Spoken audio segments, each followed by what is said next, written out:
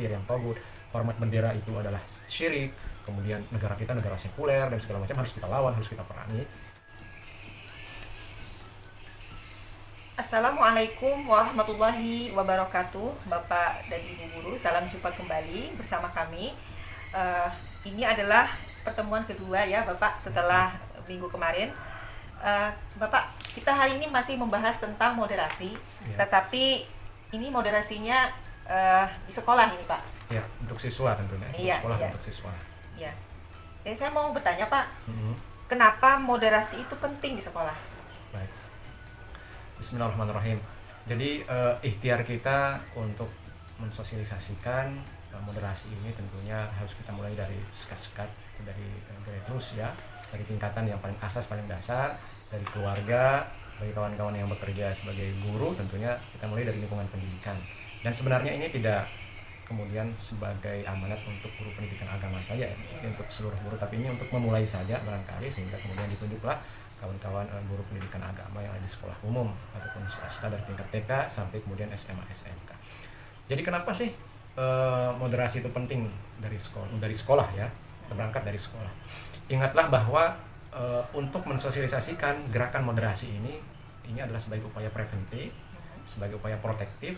Sejak dini kita memberikan pemahaman kepada peserta didik supaya mereka paham, memahami, dan kemudian bisa membawanya dalam kehidupan nyata, dalam kehidupan bermasyarakat, bahwa kita ini sesungguhnya tidak saja hidup sendiri, bahwa kita hidup bersama dengan orang lain yang berbeda karakternya, berbeda sifatnya, berbeda akhlaknya, perilakunya, berbeda sikap dan cara pandangnya, sehingga kemudian kita bisa memahami bahwa karena kita hidup beragam dan kita tidak hidup sama pemikiran kita, maka kita juga harus siap berbeda begitu. Dan perbedaan itu kan banyak, dan yang paling sensitif tentunya adalah perbedaan cara pandang kita terhadap agama, perbedaan agama. Ini sangat sensitif. Dan ini sangat sensitif. Ya. Dan itulah kemudian kenapa dulu saya ingat di sekolah-sekolah itu banyak pertemuan-pertemuan, kajian-kajian. Kalau di sekolah itu ada namanya kegiatan ekskul ya, rohis. Nah, rohis itu sebenarnya kegiatan ekskul atau ekstrakurikuler diharapkan untuk melengkapi dan memenuhi kebutuhan pendidikan dan pemahaman keagamaan Islam, terutama untuk anak-anak peserta didik kita yang tidak ada materi-materinya di dalam kurikulum. Atau mungkin karena waktu yang terlalu singkat. Ya, kalau di SMA SMK 3 jam kan? Iya. 3 jam, dan itu sebenarnya tidak cukup. Dan kurikulum yang diberikan yang ada di sekolah agama, sekolah swasta, sekolah umum maaf, dan secara breakdown kurikulum itu kita lihat kontennya sangat sedikit sekali.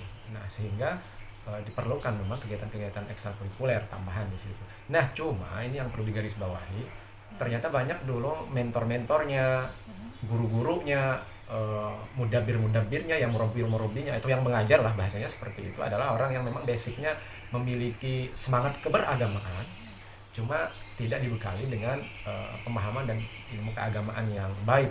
Katakanlah kawan-kawan alumni sekolah itu punya tanggung jawab supaya adik-adik mereka barangkali yang memiliki satu sekolah juga bisa merasakan dan bisa mendapatkan bagian daripada pengalaman keagamaan mereka, sehingga jadilah mereka mentor. Dan ternyata banyak, mohon maaf, kawan-kawan itu memberikan materi-materi yang sebenarnya tidak pas gitu ya, tidak sesuai. Katakanlah ada yang menyalahkan Pancasila, ada yang kemudian Pancasila itu adalah pemahaman yang salah, yang kafir, yang togut, hormat bendera itu adalah syirik, kemudian negara kita negara sekuler dan segala macam harus kita lawan, harus kita perangi. Dan ada juga pemahaman dulu yang membuat saya galau ya, bahwa apa yang kita lakukan selama ini, ekspresi keagamaan yang kita lakukan selama ini ternyata salah total. Anda ini syirik, Anda ini kafir, Anda ini bid'ah, melakukan pemahaman-pemahaman yang mubtadi ya, bid'ah, dan itu sangat sesat dan akan mengantar pelakunya kepada neraka. Nah, akhirnya dalam pemahaman saya berarti orang selain saya ini selalu saya pandang salah dan selalu mengatakan bahwa Anda ini ahli neraka.